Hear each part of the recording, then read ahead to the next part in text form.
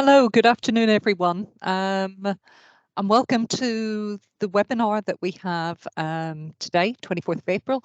We're going to be talking about bioenergy this afternoon, but as part of Green Infrastructure Week. So thinking about the bits of that perhaps we don't normally consider very hard, the infrastructure that sits behind it. I'm conscious that we are at the start time, but we've just had quite a rapid increase in the number of people joining. So I'm just going to give it a minute or so to settle down.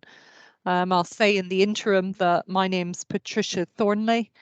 I'm based at Aston University in the centre of Birmingham. And from there, I lead the Supergen Bioenergy Hub, but I'm also the director of the Energy and Bioproducts Research Institute at Aston.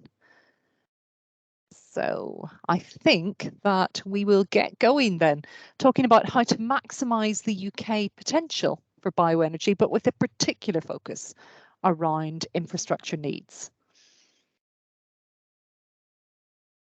Okay, so I said that I lead the Supergen Bioenergy Hub. I'm going to start with a slide from Supergen. And the reason for that is not because I'm going to bore you to death with different tales, because many of you I know can see from your names already know a lot about Supergen, but it's because I think it's a convenient way of structuring things. We did put Supergen in place like this for a reason, and it's that it makes sense. Bioenergy is not a conversion technology. It is not a single thing. And therefore, if you really want to focus on this concept of maximizing the contribution, you need to look beyond the bioenergy plant and the technology that is often the focus of a lot of our attention.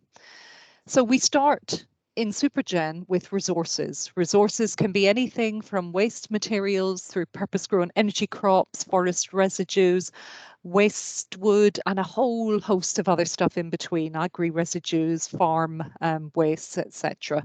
So there's a whole host of different resources that we need to think about, and often those need pre-treating. And I mention this particularly with a focus on infrastructure, which we'll come back to later, because really, if we want to be converting things consistently to deliver low carbon energy in the UK, we would ideally like to be working with a fairly consistent material coming in that looks the same day in, day out, feels the same, and therefore does not give us any unexpected problems. Variability is key with bioenergy, and anything we can do around that front end and infrastructure to normalise that is going to help us out here to be delivering high levels of availability and consistent products. And now I said the word products, the word we use in topic group 3 here is vectors. And vectors are the carrying medium that's used to get the energy or the product to the person. In a lot of cases, you may be familiar with, the use of electricity as a vector to provide your energy needs. Gas is another one. With bioenergy, we're often looking at liquids, but we're often looking at more exotic materials as well. We may be looking at products, we may be looking at polymers, we may be looking at base chemicals. So the form and the quality and the standard associated with those is important. And that also has implications around infrastructure, which again, I'll come back to in a little while. And finally, systems. In bioenergy, we have to deal with the whole system, but actually the performance of that entire system is ultimately what determines whether we get what we want, which is a low carbon supply. So whether this is efficient, whether this is delivering me the carbon reductions I want, the ecosystem benefits I want, can't be determined just by looking at one of the things below. It has to be determined by looking at the whole system. And that actually gives some unique challenges around the concept of infrastructure to support that, because it's just as important from UK PLC's perspective to be ensuring that holistic perspective is there, and we are definitely getting the carbon reductions we're looking for, as it is to make sure that we still get energy today, tomorrow, and every minute of that period. So that is why we're going to look at this from the Supergen systems perspective. But first, particularly for those of you who may not know so much about the bioenergy side of things, Why am I even here? You've got lots of talks, I'm sure, this week on things like PV and wind and all the rest of it. And I think people often think that bio isn't particularly significant in the UK mix, but actually they'd be wrong. So this is a look at the growth in UK renewable energy from 1990. Which was, a little bit before I did my PhD, not much before it. But, we start seeing the renewables coming in when I was starting my early professional career here in the 90s and the 2000s, and it's starting to ramp up. And what we see ramping up is electricity. In particular, we see a lot of bioelectricity. In those early days, a lot of what was going on was focused around waste because we knew how to deal with that. We've been working with it for a while. So if you look at something around 2000 there, what you're seeing is that half of the renewable energy in the UK is actually bioelectricity. There's a bit above that that's other renewable electricity. The red bit in this graph, which is also massively increasing in, let's say, the last 15 years, that is biomass for heating. Now, biomass for heating can take all shapes and forms. That ranges from household stoves through to anaerobic digestion plants that are providing heat maybe for sewage treatment works, through to farm-based systems and indeed a lot of industrial heat nowadays, or even, schools where we had a programme a few years back which was focusing on wood chip boilers and things like that. So there's a lot of different forms of biomass for heating, but what I can tell you definitively from these figures is that it massively outstrips any other form of renewable heat in the UK. So there's two main ways of doing the heating here. We have the stuff which is given directly from the biomass to a particular heating function, and then we have injection of biomass derived gases into the natural gas grid, which is also increasingly significant at the moment. And then the bit up the top there is biotransport. So these are biofuels. We've had a gradually increasing proportion of the UK transport fuel being bio derived over recent years. At the moment, we've recently increased the threshold that we can have in UK transport fuel, and therefore that is continuing to increase. I think the last time I looked, the liquid fuel renewable component outpaced the electric renewable component in the transport fleet in the UK at about 100 to 1.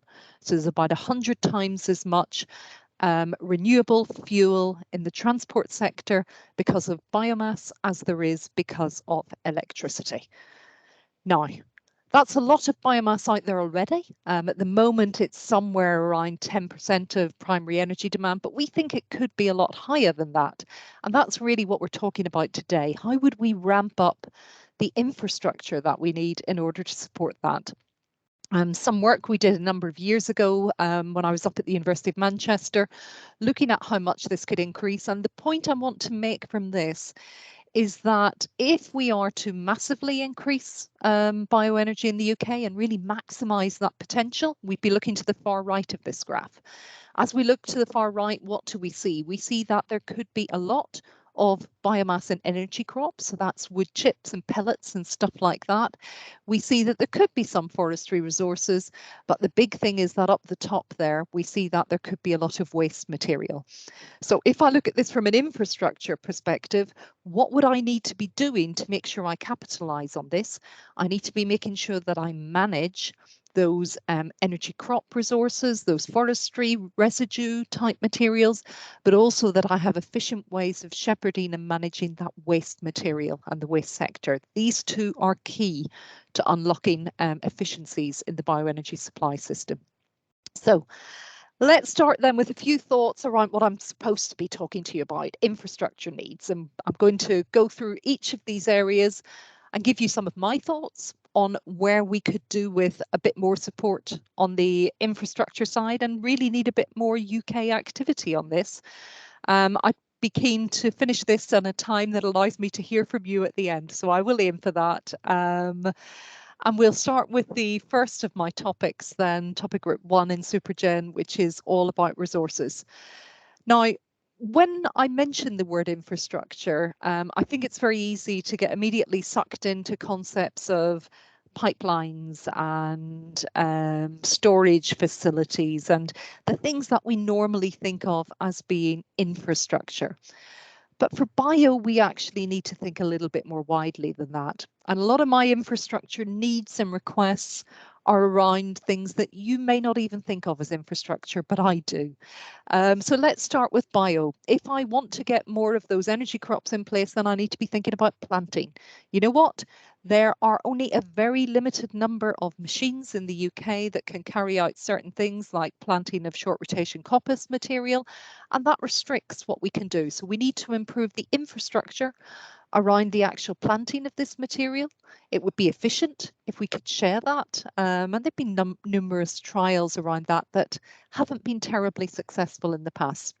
So we need to get the planting infrastructure right. We need to be really confident on the carbon balance of these things. And there have been, again, a lot of long-term trials around monitoring the greenhouse gas fluxes from soils with eddy covariance towers planted in fields. We need those. We need that infrastructure that understands and monitors what the actual greenhouse gases are in fields if we are to give confidence to UK consumers that we are really delivering low carbon energy via this. Ecosystem data. We are dealing with a natural resource here. It is incredibly variable. It can vary from one field to the next in terms of the yield, but it also varies in terms of the impact. So when we're looking at things particularly important like soil carbon, we need to know what is there. So we need the data on the soil carbon, and it may surprise you to realise that that is actually pretty patchy data UK-wide at the moment. And we need to have that data, I think, available as an infrastructure asset. We should be able to look at any field in the UK and know what the soil carbon is without having to trust the people whom we're also paying to grow this stuff. Harvesting, in similar way to we need planting, we need an infrastructure around that. And here it's about getting the material at the right time, about comminuting it, so chopping it up nice and small. The quicker you densify biomass material, the better your supply chain efficiency. So that's what we're after here. Opportunity mapping. We're working on this very hard in SuperGen, looking at the opportunities for individual farmers, because if we don't have enough information available to landowners at the outset that allows them to decide if bio is going to be better for them than planting another crop, then you know what, they won't plant it. So we need to have that information readily available that will allow them to work out the yield and the profitability of different crops.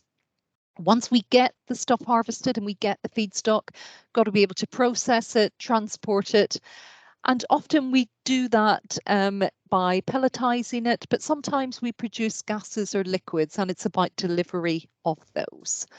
Right, pre-treatment and conversion. I'm not going to talk a lot about this other than what I've already said, which is that the denser you can make this material, the earlier in the process, then the more efficient it will be, the lower carbon emissions that results in, and generally it also results in lower costs.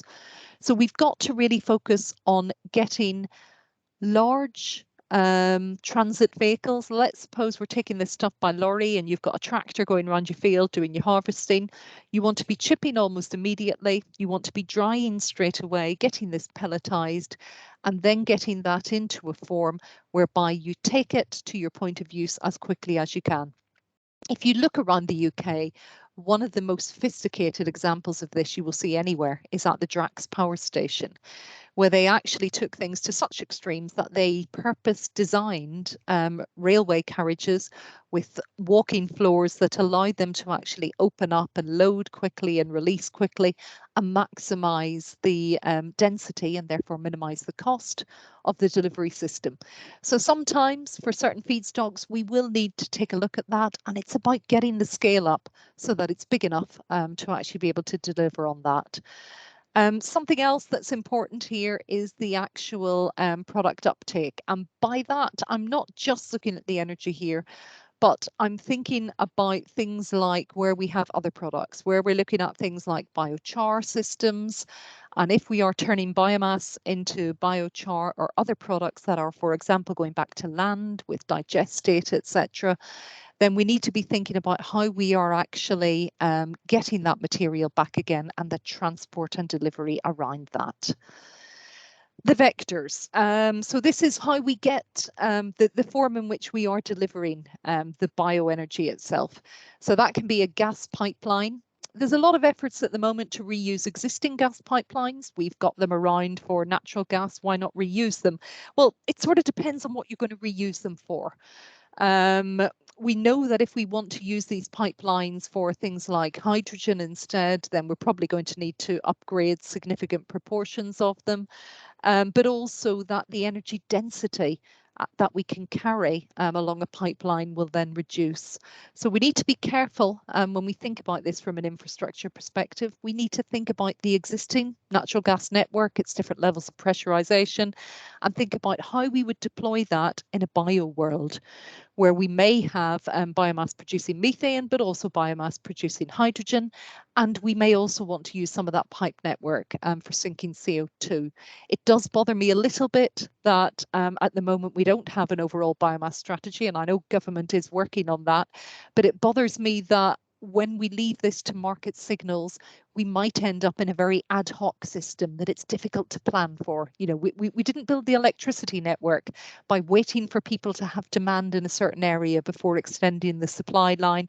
And I think we need to be a little bit careful that we don't end up in a similar mess, really, if we try to do that with the gas and liquid fuels that we end up with from biomass. I do think it needs a little bit of strategy and planning. The other thing that I think is important is fuel testing. We are dealing here with a natural product. We are dealing with something that will have impurities. It'll be variable, be different every day. And therefore, it's beyond important that we protect people's appliances and devices by actually putting pretty firm standards in place around the levels of impurities on things like particulates, sulfur, etc., that get carried through in the fuel, whether that's gaseous, liquid, or anything else. I think that in order to be confident on that moving forward, we are going to need quite a big increase in the fuel testing facilities in the UK. This is the sort of thing that we do in the labs in EBRI and many other universities in the country, where we can quickly determine exactly the level of different components. But it's not routinely done at many other places. And I do think we're going to need to expand that capacity around infrastructure. Now, if we look at some other potential carrying vectors like ammonia, DME, hydrogen, then we can get into all sorts of games with new infrastructure needs, because many of these have very different behavior at different pressures and temperatures. Some of them require cooling to very low temperatures in order to support efficient transport around the UK. We're looking at maybe something like -70 degrees for some of these, and high pressure compression as well. So this is something that definitely needs planning out and thinking about in advance. And it does again disturb me a little bit when I see simplistic calculations from time to time about things like ammonia and hydrogen and their supposed energy balance and carbon reductions that have failed to take into account the engineering practicalities of delivering these to the user.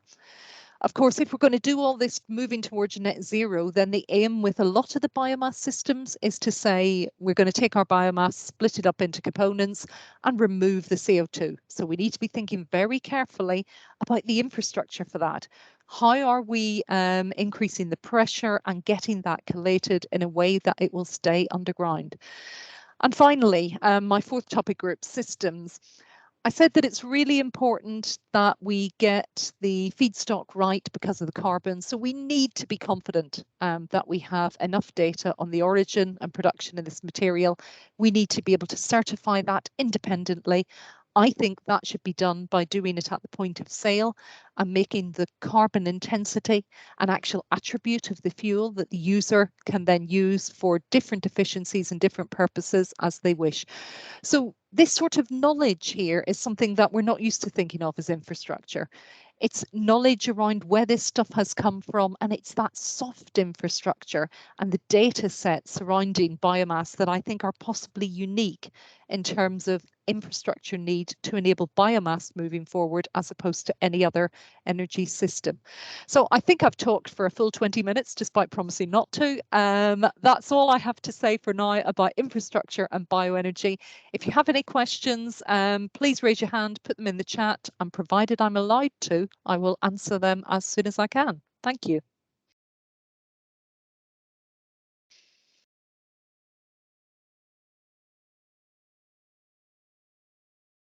So I can see one person has the hand up. Zainab, please. Good afternoon, Patricia. Thank you for your presentation. I'd like just to know your opinion about my new hypothesis in the field of bioenergy. Do you think that maybe the bioenergy, biomass resources as feedstock are against the sustainable development terms?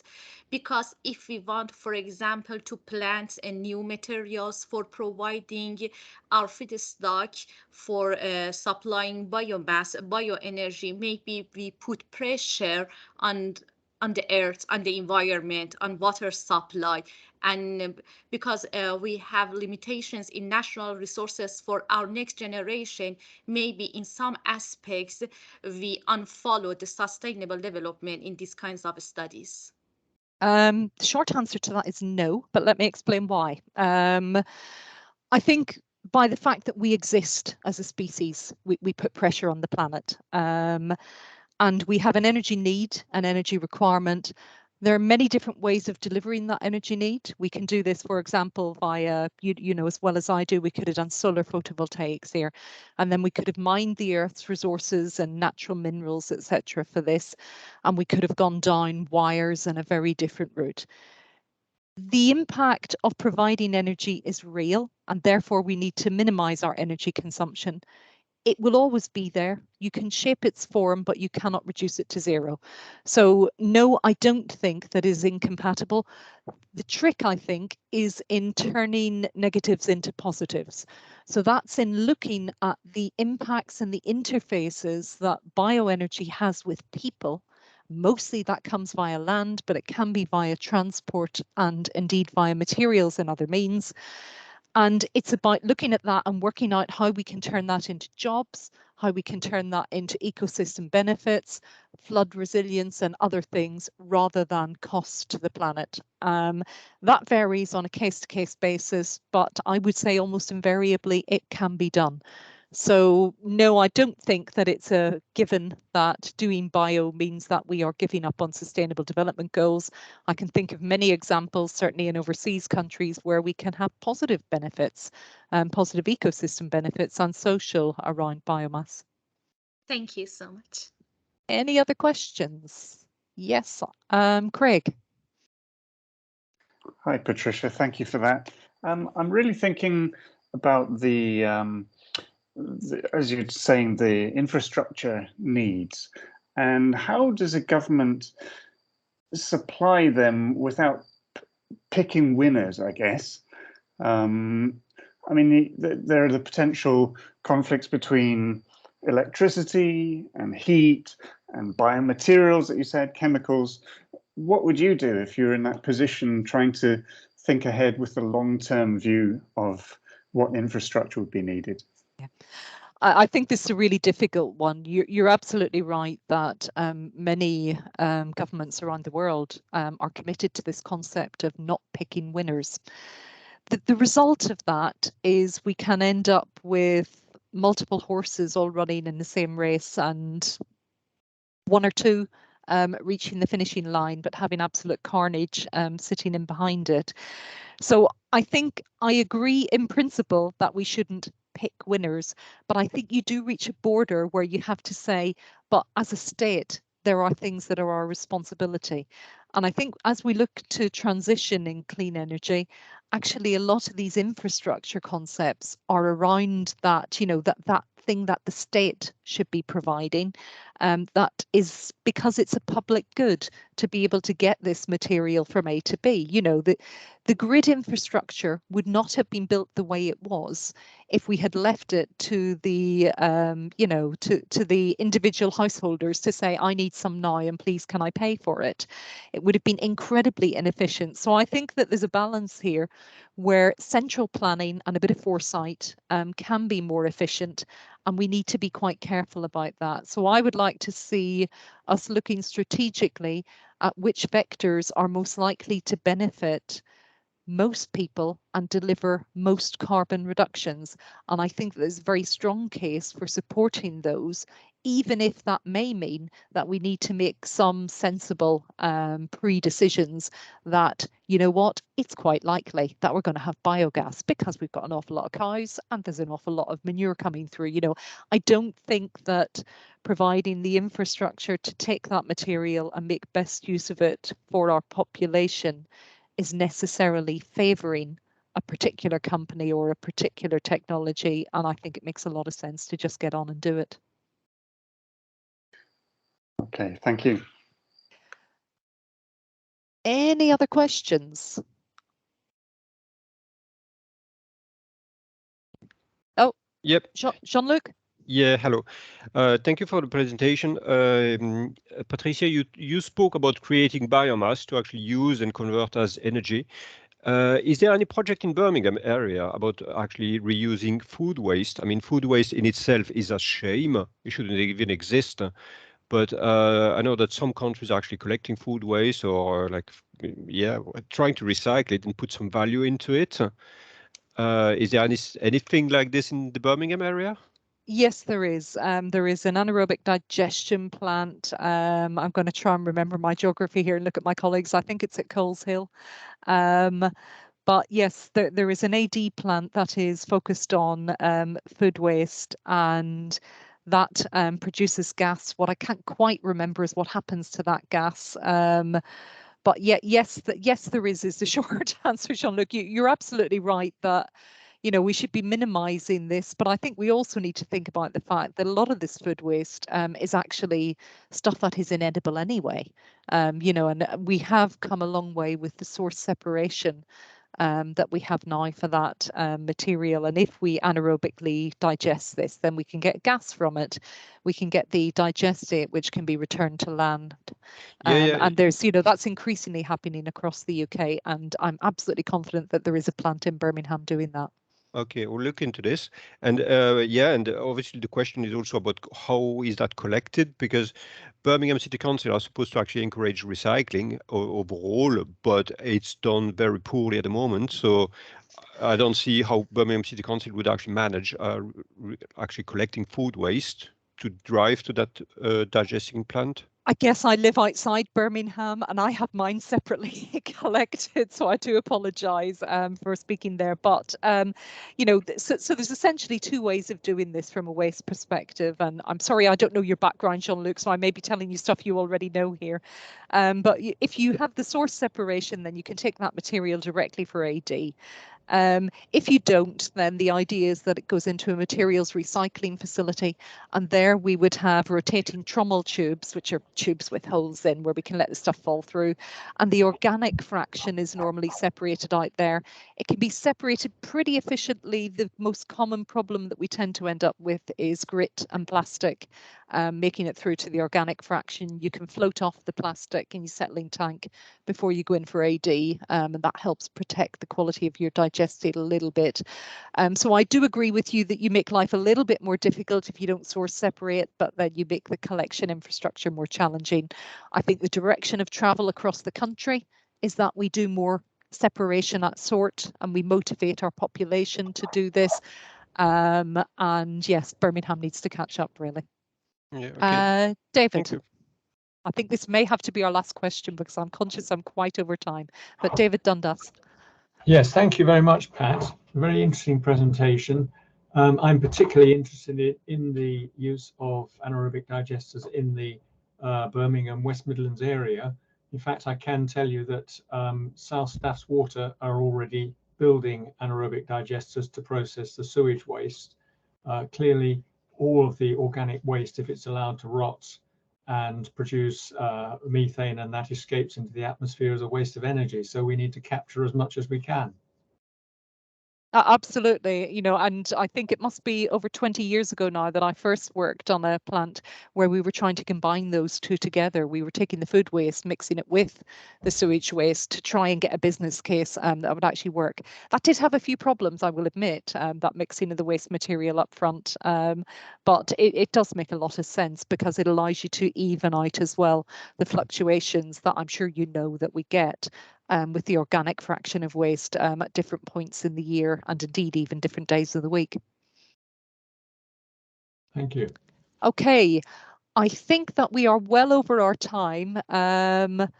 It's lovely to have seen so many people join us, and just a pity that I can't see more of you. It's a very weird experience doing things like this, but thank you for listening. I hope it was useful. I did give my contact details at the end. Very happy to follow up on any questions that anyone has in more detail at another point. And thank you to Benjamin for organising this and to Irene for facilitating things. Bye.